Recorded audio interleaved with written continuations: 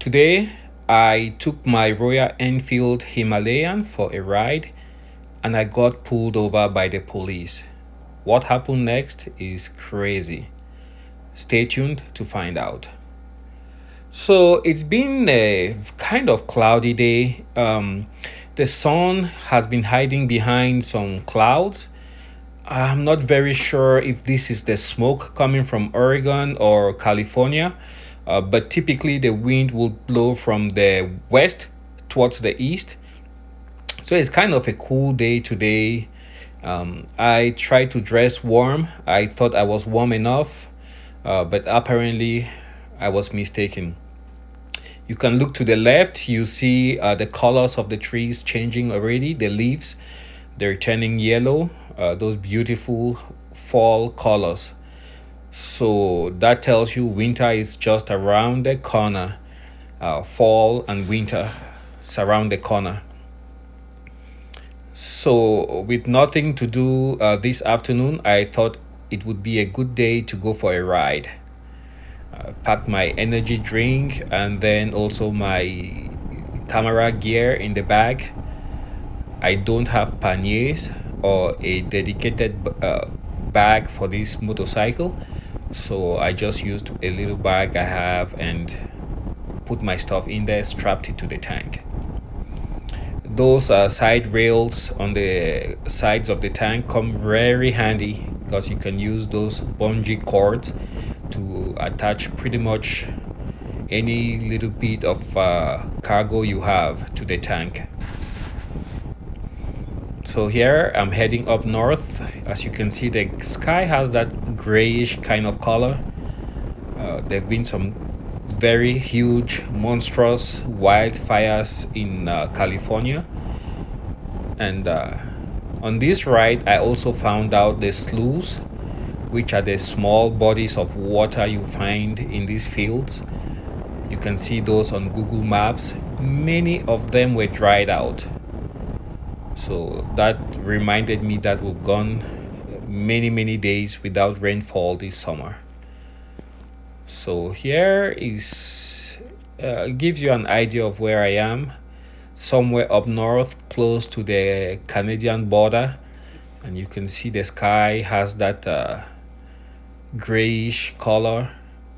It effectively hides the sun, so you could almost look at the sun directly with your eyes, and it's not like clouds because it's just a haze that dampens the sun, makes it cannot really reach the ground, and it really lower temperatures on the ground. And here I have just been pulled over by a cop, and he said I was doing 80 miles an hour in I believe this is 65 miles. And so after we had a little discussion, he went back to his cruiser and he made a few phone calls, and he asked the size of my engine.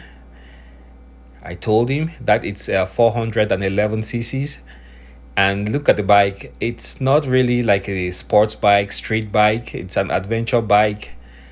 An adventure bike with 411 cc's would struggle to do 80 miles an hour on a good day with a tailwind. So what actually happened was, in the direction the cop is moving, I crested a hill, and after I crested the hill and I was heading down, that's when he was just sitting right there, And as if you've ridden the Himalayan, once you start going up a hill, your top speed drops even more. And typically I don't go super fast, especially if it's a leisurely ride. I take my time and enjoy the view, the scenery, and stop if necessary to take still photographs. So I don't know what speed it clocked me at, but I don't think I was doing 80 at all. While approaching the cop, actually, I should say I crouched down to get behind the windshield So he might have looked at that and interpreted it as me trying to be a speed demon, whereas I was just trying to hide my body from the wind. It got really cold after I rode for a few minutes. But once stopped, like here, I have quite a few layers on. I didn't feel the cold that much, but once I got going, then it felt really really cold. So here he asked a few details about the bike. He already checked my insurance, which I have on my phone, and now he is checking my registration.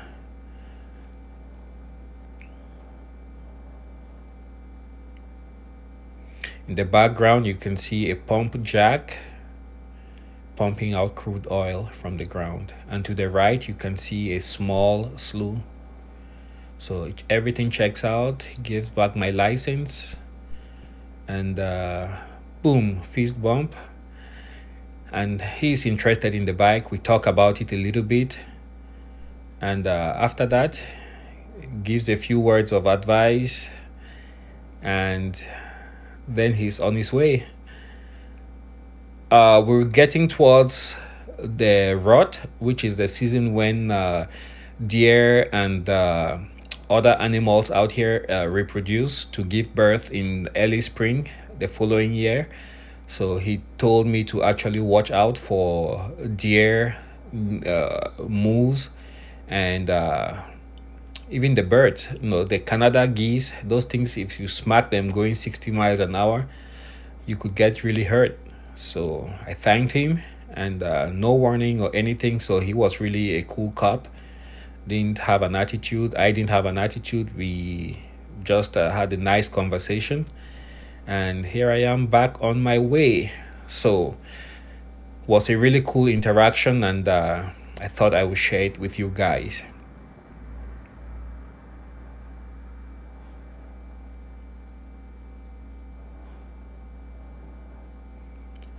So I am back on the road. These roads are okay, but with the Himalayan, it's just more fun riding on the dirt roads. There, the speeds are slower. There are fewer vehicles, and you can see many more interesting things where you can stop, take pictures, and then continue on your way.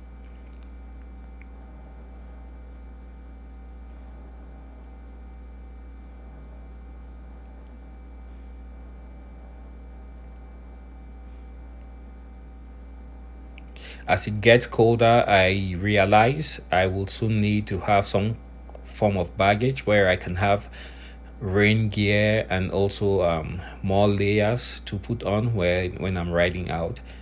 That way, in case it gets too cold, I can have a change of clothes or put on more clothes to cut out the wind.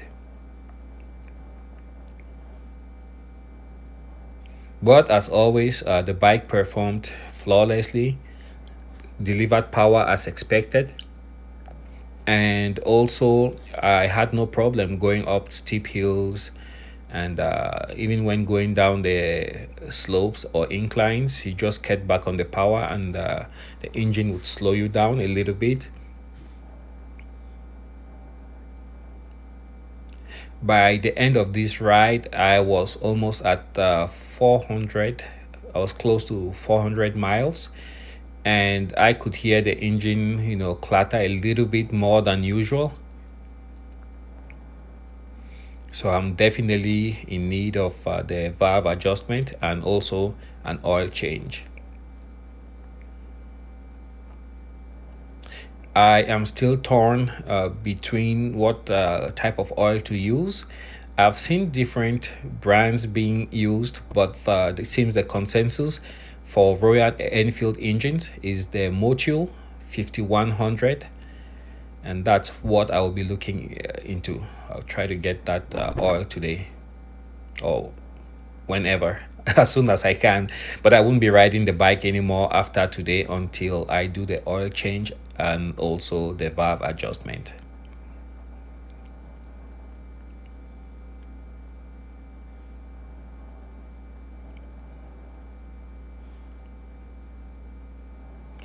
So it's a pretty day. You can see the farmers have already harvested their wheat. You have the bales of hay waiting to be picked up, and that is what they use to feed their livestock during winter. Some farmers do only the wheat, and once they harvested everything, pretty much their work is done and they sit idle at home. Some travel the country, some go down south and stay the winter and come back the following spring. So those who stay, they use the wheat. They tend to do something over the slow months, and most of them would have a few head of cattle, and they use the hay to feed the cattle over the winter.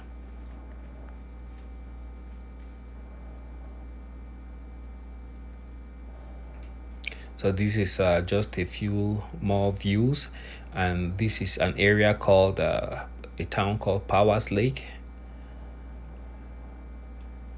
You can see the lake to your left.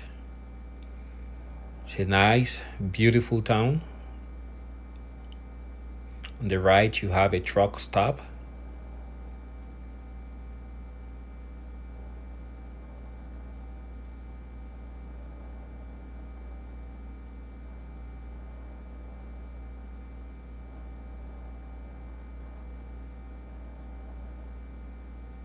So these roads are typically quite busy with people coming from or going to Canada, but with the COVID-19 lockdown, you don't have as much traffic anymore.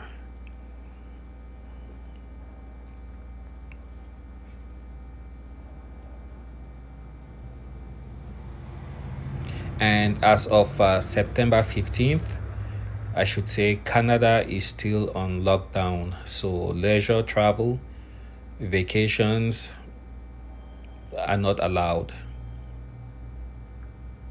from the United States at least. But business travel, let's say a company or a truck driver transporting goods, merchandise, just himself to a business in Canada, and other essential travel as defined by the government of Canada, that is allowed so long as you have the required paperwork to back your assertion.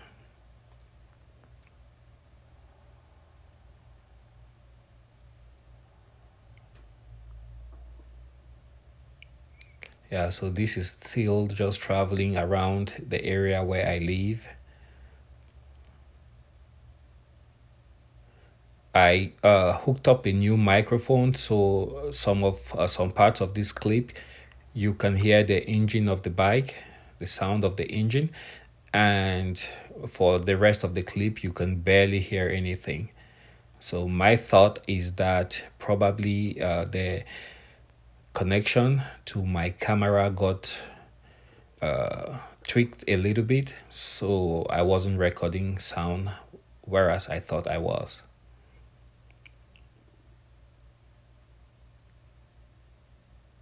Still new to me, so next time I'll ensure after riding a little bit in the high winds, I'll ensure I verify to make sure everything is still in place.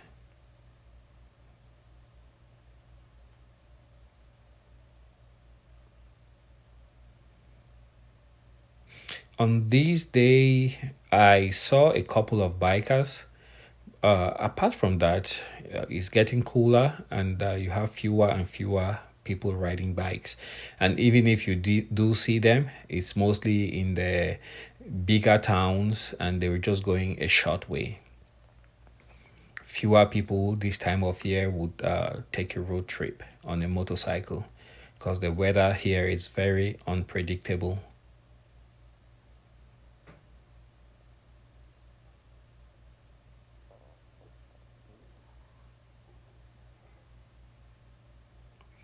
I definitely need to get some kind of holder for my cell phone. As you can see, it sits right there on the tank, strapped in. But I think there's a more elegant solution I can implement. and my poor right hand glove, I got frustrated and had to puncture a hole so I could use my phone, the touch screen, without having to take off the glove completely every time.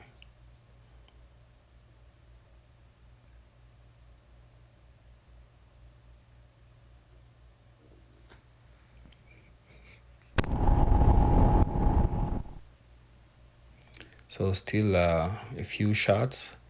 As you can see, the grass, everything is turning brown, impending weather change. And yeah, that's what I had to share with you guys today. Hope you enjoyed the video. Thanks for watching, and I'm still having a lot of fun with the Royal Enfield Himalayan. See you guys on the next one.